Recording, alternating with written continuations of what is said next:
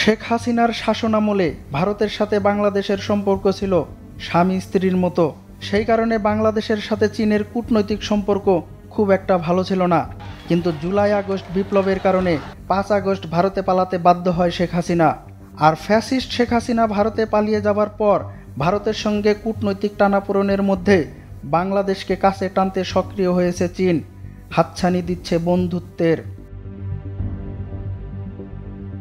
এরই পরিপ্রেক্ষিতে 10 দিনের সফরে চীন গেছে বাংলাদেশের 22 সদস্যের একটি প্রতিনিধি দল। ওই দলে রাজনৈতিক নেতা, সুশীল সমাজের প্রতিনিধি, বুদ্ধিজীবী এবং সাংবাদিকরাও রয়েছে। বাংলাদেশের প্রতিনিধি দলের এক নেতা বার্তা সংস্থা বিবিসিকে বলেছেন, সফরকালে তারা চীনের সরকারি কর্মকর্তা এবং ক্ষমতাসীন কমিউনিস্ট পার্টির শীর্ষ নেতাদের সঙ্গে বৈঠক করবেন। এতে বিশ্লেষকরা মনে করছেন, সাবেক প্রধানমন্ত্রী শেখ হাসিনার ক্ষমতা হারানো সহ বিভিন্ন বিষয়ে বাংলাদেশ ও ভারতের মধ্যে কূটনৈতিক উত্তেজনা বৃদ্ধি পাওয়া।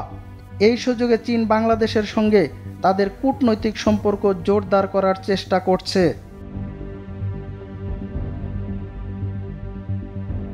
এদিকে প্রতিনিধি দলের নেতৃত্ব দেওয়া বিএনপির জ্যেষ্ঠ নেতা আব্দুল মঈন খান বিবিসিকে বলেন, এটি মূলত একটি সৌজন্যমূলক সফর যা বেইজিংয়ের উদ্যোগে হচ্ছে।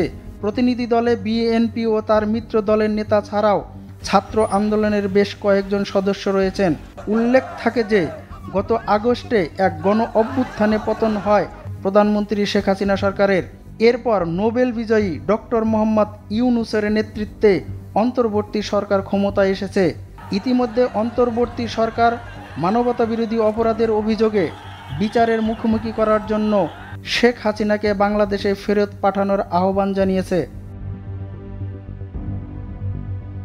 অন্যদিকে ফ্যাসিস্ট শেখ হাসিনার জুলাই গণহত্যার বিষয়ে সম্প্রতি জাতিসংঘ জানিয়েছে, গত জুলাই আগস্টে বিক্ষোভকারীদের উপর শেখ হাসিনা সরকারের দমনপীড়নে প্রায় 1400 জন নিহত হয়েছে। এটা অবশ্যই মানবাধিকার লঙ্ঘন। সেই সাথে শেখ হাসিনার গত 15 বছরের শাসনামলে বাংলাদেশ ভারত বান্ধব নীতি অনুসরণ করলেও চীনের সঙ্গে কিছুটা শীতল সম্পর্ক বজায় রেখেছিল। কিন্তু ফ্যাসিস্ট শেখ হাসিনার পতনের পর চীন বাংলাদেশে নিজেদের প্রভাব আরও বৃদ্ধি করার চেষ্টা করছে। এজন্য তারা বাংলাদেশের রাজনৈতিক নেতা, এমনকি ইসলামী দলগুলোর নেতাদের সঙ্গে সম্পর্ক উন্নয়নে উদ্যোগী হয়েছে। এদিকে রাজনৈতিক বিশ্লেষকরা বলছেন, বাংলাদেশের রাজনৈতিক শূন্যতা এবং ভারতের প্রভাবের অনুপস্থিতিতে বেইজিং প্রায় 17 কোটি জনসংখ্যার বাংলাদেশে তার প্রভাব বাড়ানোর চেষ্টা করছে।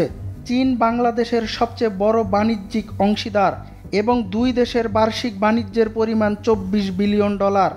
বাংলাদেশের সামরিক সরঞ্জামের 70% আসে চীন থেকে।